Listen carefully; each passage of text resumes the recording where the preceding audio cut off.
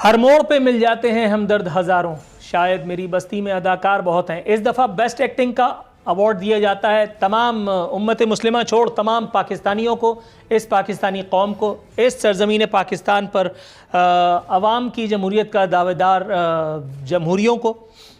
अरबपति हुक्मरां हमारे यहाँ भूखे नंगों की मसीहाई के दावेदार हैं। सुम्मा अल्हम्दुलिल्लाह लैंड क्रूज़र से जो उतरता है वो प्यासे भूखे नंगे मुफलिस अवाम की हुक्मरानी इंजॉय कर रहा है आज से नहीं कम से कम 73-75 सालों से।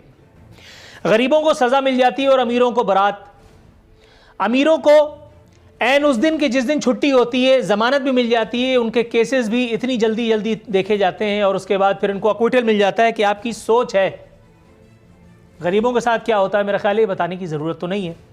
यहाँ इदारे वो जिनका काम अवाम को रिलीफ पहुँचाना है, वो अवाम का गला घोटने के लिए, अवाम की एक्सप्लॉयटेशन या इस्तेहसाल के लिए सरधड़ की बाजी लगाए हुए हैं और उस पर तुर रहा है कि हम ग्रीन पासपोर्ट के हामिल इस्लामी जमहूरिया पाकिस्तान है। रोज़े भी रख रहे हैं, इंशाल्लाह जन्नत में भी हम ही जाएंगे। देखते हैं कैसे जाएंगे। जमहूरियत के नाम पर हराम जो है वो हलाल ठहरा है, लेकिन घबराना आपको फिर भी नहीं है।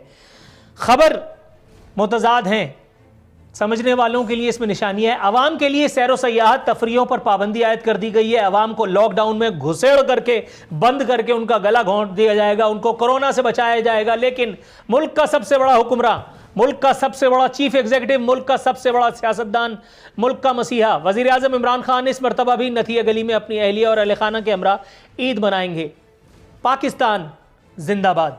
ये पहली मरतबा नहीं जब वज़ीर आज़म नथिया गली इंजॉयमेंट के लिए जा रहे हैं। इससे पहले भी जब कराची में 100 अफराद का तैयारा गिरा था, 100 अफराद के घरों में यानी सैकड़ों घरों में मातम मचा हुआ था, मातम बपा था। कराची में हाहाकार मची हुई थी, लेकिन मेरे मसीहा के कान पर जूं तक नहीं रेंगी। वो 14 MNAs और MNAs जो यहाँ कराची में हम पर नाजिल हैं PTI के, उनमें से किसी को कुछ को भेज करके और खान साहब ने यूं हाथ झाड़ लिया कि जाओ हो गया।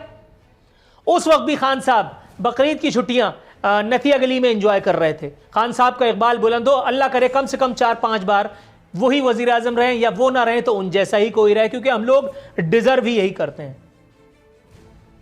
दूसरी जानिब स्टेट बैंक ऑफ पाकिस्तान ने, गवर्नर स्टेट बैंक ने लतीफ़ा सुनाया। मैं इस पर आरफीन नामा भी कर चुका, नेशनल बैंक का मैंने नाम भी लिया। नेशनल बैंक में हलचल भी मची हुई है।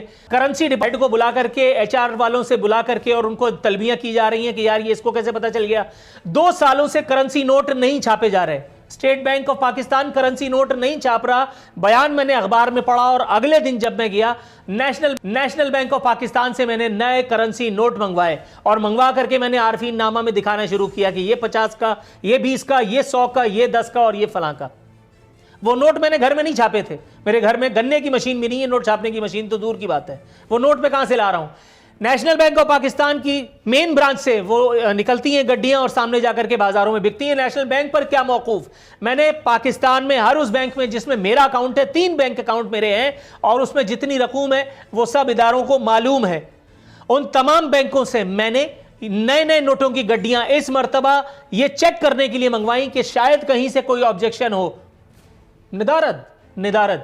अब मैं आपको दिखाता हूं कि हमारे यहां कोरोना जिसे बताया जाता है कि वो एक भांबड़ है, वो आम आदमी को देखता है, नखास आदमी को देखता है, वो किसी को भी अगर ले गया तो डायरेक्ट ले जाता है। सईद गनी साहब गरारे करके कोरोना को धोखा दे देते हैं और एक आम आदमी उसके गुनाहों की फहरिस्त इतनी तवील है कि अल्लाह मियां उसे ऐसे ही बुला लेते हैं। कोरोना फ्री बिजनेस जो है वो मुल्क की तमाम बैंकों में हो रहा है। आज इस वक्त जो है वो बाजारों में अवाम धज्जियां बिखेर रहे हैं, कोरोना की ऐसी तैसी कर रहे हैं और कोरोना जो है वो मुंह दुबका करके कोने में कहीं पड़ा है। एक बिजनेस के हवाले से ही क्या बात करना, अवाम का बाजारों में रश को ही क्या बात करना। अब हम आते हैं उस एक मामले पर जो इतना संगीन है कि जैसे ही आपने उसको छेड़ा आप पर फिरकावारियत का इल्जाम भी लगेगा, आप पर इत्तेहाद बैनुल मुस्लिमीन के जो है वो उसके पंचर करने का इल्जाम भी लग जाएगा कि आपके अच्छे खान भी ना ये सब कर रहे हैं ना कर सकते हैं। मुल्क भर में जलसे जुलूस पर NCOC ने खुद पाबंदी आयद की। NCOC अल्लामा मौलाना असद उमर साहब की जेर निगरानी पाबंदी आयद कर दी गई और उसके बाद जो जुलूस निकले हैं तो अलमान अल हफीज। ये अलग बात के जुलूस के आगे हमने रेंजर्स को रख छोड़ा था, जो रेंजर्स गन लिए हुए और अपने चेहरों पर नकाब ढाटे बांधे हुए और वो कोरोना से लड़ने के लिए तैयार थे। वो तो भला हो कोरोना क्या कि उनकी बंदूकों की जद पे नहीं आया। जुलूस में एसओपीज का जिस तरह से पालन किया गया ये बताने की जरूरत नहीं है, चाहे इधर वाले हो चाहे उधर वाले हो। आपने किसी से भी कोई बात की, एक आप पर कोई और इत्तेहाम लगा करके आपको जो है वो मुर्तद करार दे देगा और दूसरा कोई और इल्जाम लगा करके।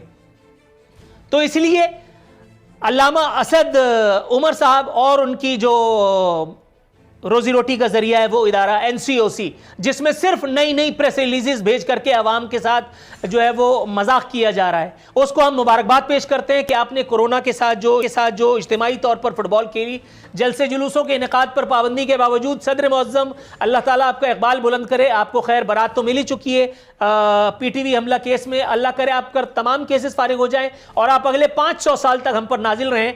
आपने जो एसओपीज की पालन करने के लिए एनसीओसी के ऐलान के फौरन बाद जो अपील की थी वहदतुल मुस्लिमीन से, वो बहरहाल कारगर हुई और उसके बाद एसओपीज के नाम पर जुलूस भी निकले, सब कुछ हुआ। और नहीं बोला तो किसी ने नहीं बोला, क्योंकि बोलना नहीं था, बोलेगा कौन। ये मेरे सरकार नथिया गली सैर सपाटा करने के लिए जा रहे हैं इस मरतबा भी, और आवाम को सैर व सयाहत पे पाबंदी लगा रखी है। सर ये बिल्कुल वैसे ही नहीं है कि अंधा बाटे रेवड़ियाँ और मिले भी अपनों अपनों को। हमने क्या कसूर किया है सर?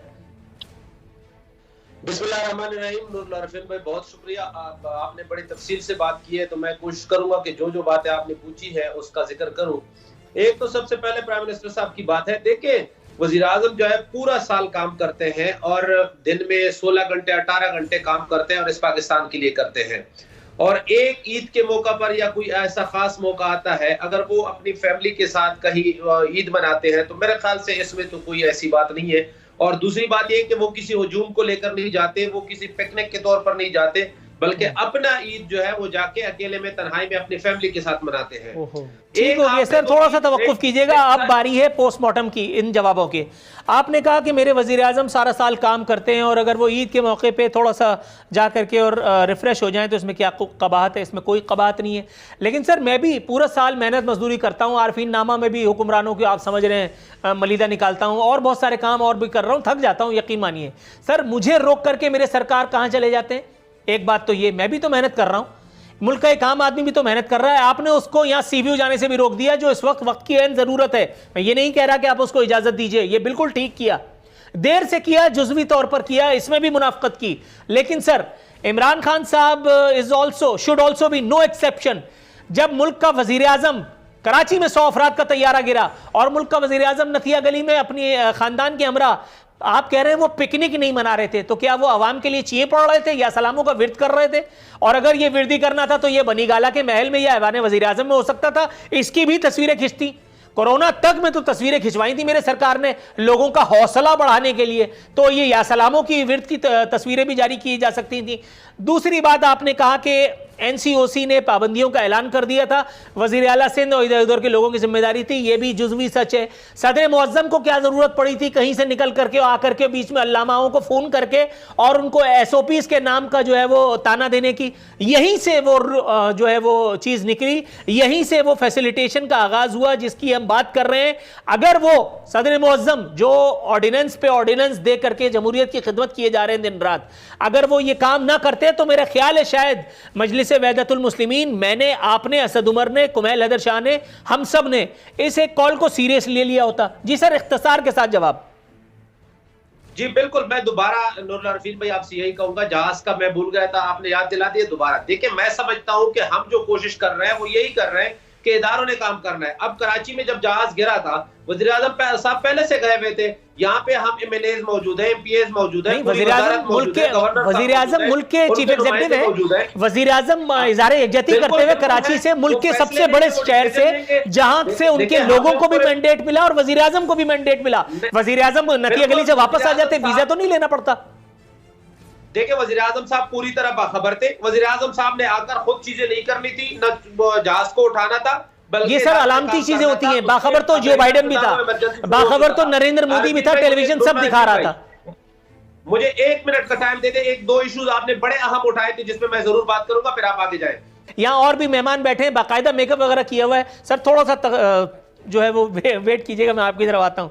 जी कुमैल हैदर शाह साहब, यकीन कीजिए मैंने आपके बारे में नहीं कहा था, आप तो खैर माशाल्लाह नेचुरल ब्यूटी हैं। सर मैं ये पूछना चाह रहा था सर कि ये बेस्ट एक्टिंग अवार्ड जो हमारे मसीहाओं को मिला।